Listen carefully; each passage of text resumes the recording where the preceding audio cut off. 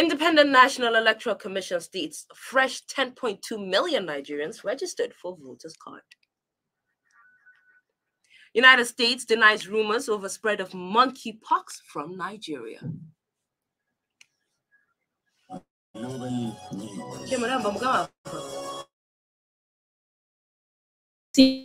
United Nations mission peacekeeper dies in Mali.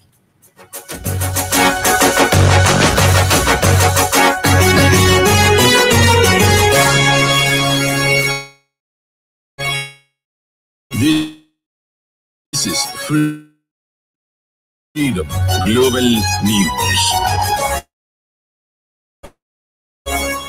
Good evening. Executive Council, FEC, has given approval for the NNPC to enter into agreement with ECOWAS for the construction of the Nigeria-Morocco gas pipeline. Minister of State for Petroleum Resources, Timi Pre-Silva, briefed State House correspondents after a FEC meeting presided over by Vice President Yemi Osinbajo today at the Presidential Villa, Abuja. Silva said that the project was the point of the front-end engineering design, after which the cost will be determined. The pipeline will traverse 15 West African countries to Morocco and Spain. The minister said that the council also approved the construction of a switchgear and cables and equipment for the Nigerian oil and gas park in Opia by Yelsa in the sum of 3.8 billion naira. He said that the park was to support local manufacturing of components for the oil and gas industry.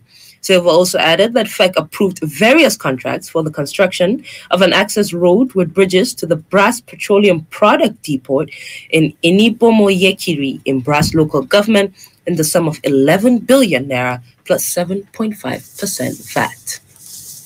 Meanwhile, the Minister of Police Affairs, Muhammad Inyadi, said the council approved a total of 8.32 billion for several projects in the ministry. They include the procurement of 82 Toyota operational vehicles for the Police Trust Fund at 2.2 billion naira, customized police raincoats for 1.9 billion naira, customized boots for 576 million naira, micro kits at 10 billion naira, circular materials for police colleges at 664 million naira, and medical equipment for police health facilities for 2 billion naira. The Minister of Power, Abubakar Aliyu, said the council approved 402.2 million naira and 7.39 million for the offshore and onshore components, respectively, for the supply and installation of 330 kVA and 132 kVA transmission line for ongoing rehabilitation works in Lagos. He added that the council approved a variation on a subsitting contract for a substation in Katsina and a line base in Kano. The variation sum, he said, is only on the onshore component of the contract due to the rise in prices of construction materials. The Independent National Electoral Commission today said fresh registration in the continuous voters registration has hit 10.2 million. INEC said this in its Q4 Week 7 report released in Abuja, saying that 6.5 registrants have so far completed their registration.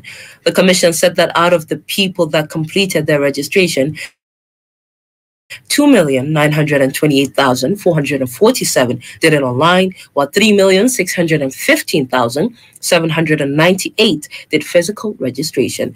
A total of 18,912,511 applications, including those for voter transfer, requests for replacement of permanent voters card, and update of voter information records, were received by INEC. INEC has also lamented the high number of uncollected permanent voters card PVCs, putting the figure at about 20 million. For tomorrow's weather forecast in some cities in Nigeria and parts of Niger Republic.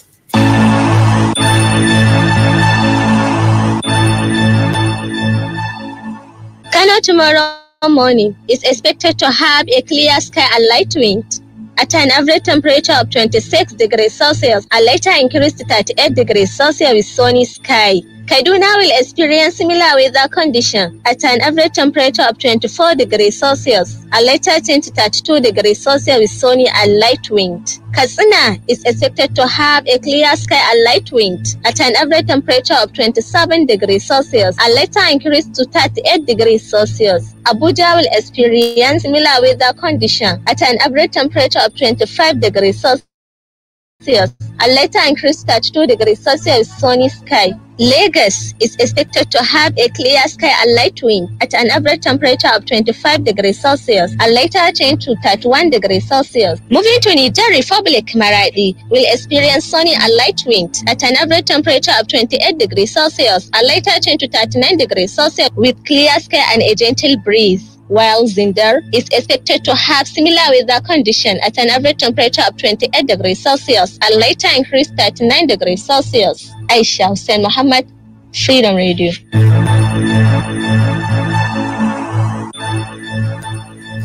The Global News is coming to you from Freedom Radio 99.5 FM. You can send your comments, opinions, and watch us live on Freedom Radio Nigeria on Facebook.com. You can get the link to the page on our website, freedomradionig.com.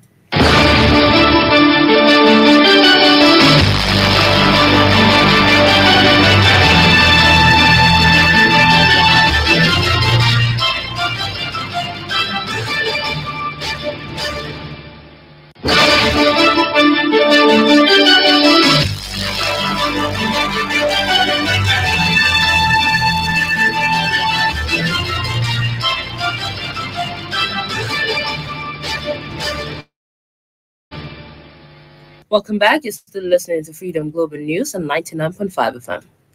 The United States Embassy in Nigeria has released a statement condemning what it describes as recent misleading posts on social media linking the current global outbreak of monkeypox to the so-called U.S.-controlled laboratories in Nigeria. It says such reports are pure fabrication with zero merits and says there are no U.S.-controlled labs in Nigeria. On 27 May, Russia asked the World Health Organization, WHO, to investigate what it said were U.S.-funded Nigerian labs in Abuja, Zaria, and Lagos in light of the global spread of monkeypox. Monkeypox was first detected in humans in 1970 in Africa, and since then most cases have been reported in rural and rainforest areas in the region. Of late, it has spread to Western countries in Europe, North America, and beyond. On this day in 2014, a bomb was set off at a football field in Mubi, Adamawa State, which killed at least 40 people. Zahra Zannah Adam reports. 19 others were said to have been injured in the attack, and according to a police officer, the bomb exploded at around 6:30 p.m. at the peak in Mubi's Kaban area. Target fans who were trying to leave the field after watching a local club match. Mubi, which is located in Adamawa State, was one of the three in the northeast which had been under a state of emergency at the time for more than a year, which had previously witnessed attack by Boko Haram in South. Meanwhile, on this day in 2012, Nigerian police in Lagos used tear gas to try to disperse a crowd of several hundred university students angry at the present decision to change their name of their school. On May 29, President Goodluck Jonathan said the University of Lagos, known as UNILAG, will be renamed Moshood Abiola University in honor of political prisoner who died in jail over a decade ago. Zahra Zannah Adam, Freedom Radio.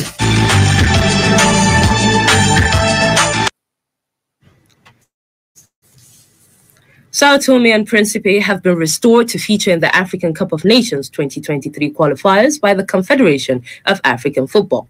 And if Adam Mukiawa has more details of this and other sports updates. This follows the latest ruling by the CAF Appeals Committee, which set aside the earlier verdict passed by its disciplinary committee on 8th May 2022. The tiny island country was initially expunged from the qualifiers after Mauritius won a case suggesting that Sao Tome and Principe used an ineligible player. Mauritius claimed Bolivia-based striker Luis Lille was not eligible to play against them because his PCR test dated more than 72 hours before the match, while according to the protocol, the tests must date from 48 hours. The 34-year-old scored the only goal in the first leg of their playoff, with that result now reinstated and ratified to overturn the decision by CAF's disciplinary committee to award a 3-0 win to Mauritius. Meanwhile, former coach of Aqua United and multiple Nigerian teams such as Ayimba FC, Ocean Boys, Wari Wolves, Gombe United, Maurice Koreman has reportedly passed on in his native country, Belgium. Koreman was aged 79, led by the defunct Ocean Boys to the Nigerian title in 2006, but was sacked in September 2006 and then retired 2 weeks later. In another update, French World Cup winning midfielder Paul Pogba is to leave Manchester United at the end of June. The club said today that they are bringing the curtain down on a largely disappointing second spell. The 29-year-old's departure at the end of his contract will see United recoup none of the then record £89 million he cost them when they bought him from Juventus in 2016. Hanif Adam Kiawa, Freedom Radio. And on business, Abdurrahman Hamis in Medina has updates.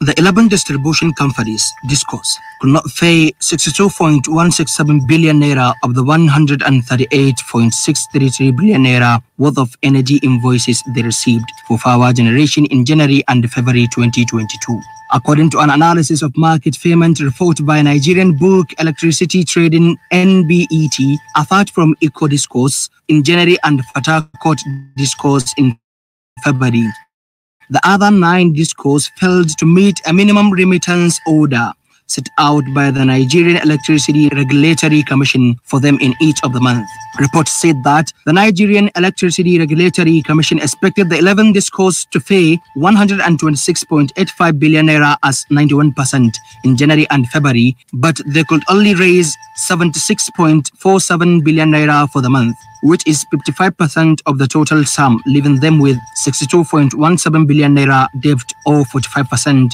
for the total payment. The monthly energy payment remittance indicates how healthy each of the 11 DISCOs is relative to their service delivery of power supply to the over 10 million registered electricity consumers in Nigeria. Meanwhile, the contribution of the information and communication sector to gross domestic product, GDP, fell by 9% from 3.1 trillion naira in the fourth quarter of 2021 to 2.81 trillion naira in the first quarter of 2022. The National Bureau of Statistics stated that the ICT sector contributed 15.21% and 16.20% to real GDP in the fourth quarter of 2021 and first quarter of 2022, respectively. According to the statistics body, the sector is composed of the activities of telecommunication and information services, publishing, motion pictures, sound recording, music production, and broadcasting. Moving on to the prices of commodities at the Wano market in Kano. 1 bag of rice goes for 47,000 naira, 1 bag of beans for 38,000 naira, maize for 21,000 naira, guinea corn for 20,500 naira, and wheat goes for 37,500 naira. Abdurrahman Hamis in Medina, Freedom Radio. And on the foreign scene, the United Nations mission in Mali, MINUSMA, said one of its peacekeepers has been killed. Aisha Muhammad and Lehman has more on this and other updates. It said a convoy carrying a Jordanian contingent came under fire from small arms and rocket into the northern region of Kidal. Report says 3 others were injured. It is not clear who carried out the attack, but MINUSMA was created in 2013 to help defend the country against Islamist militants. The United Nations has lost more than 170 of its peacekeepers in Mali since then. Meanwhile, Gambia President Adama Barrow has been on a 4-day trip to Equatorial Guinea, where ex-President Yahya Jammeh is living in exile. This comes days after Gambia said it was ready to prosecute the 57-year-old ex-president for the myriad of crimes committed during his 22-year-old rule. The Gambia's neighbors forced Mr. Jammeh into exile after he refused to accept his defeat in elections. During the trip, Mr. Barrow met his Equatorial Guinea counterpart, Obiang Ngemo, in the state media, where they had dinner together. In a statement, the Gambia office of the president said the 2 countries signed several accords, which include strengthening diplomatic ties. Aisha Muhammad Eleman, Freedom Radio. And with that, we've come to the end of today's Global News. On behalf of the entire production team and I, Zahra Zannah, thank you for listening.